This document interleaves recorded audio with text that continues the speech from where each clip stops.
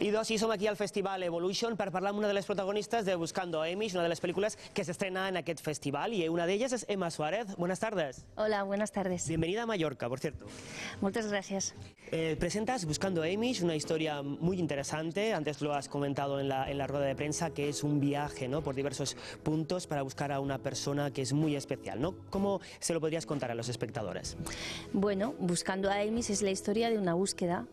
Amy significa utopía en una antigua lengua berebere y es la historia de Óscar Genada, que es el protagonista de la peli, buscando a Manuela Bellés, que es la chica de la peli, y siempre que uno hace un viaje buscando a alguien o algo, uno también hace un viaje interior, ¿no? Y esta es un poco la historia de la peli. Fundamentalmente para mí esta es la historia de Ana Rodríguez, que es la directora de la peli.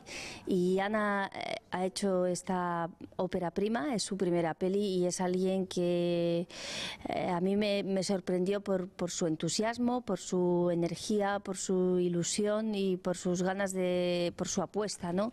Sí, mañana por la mañana en el Rialto Living tenemos un encuentro con el público, mañana a las 11.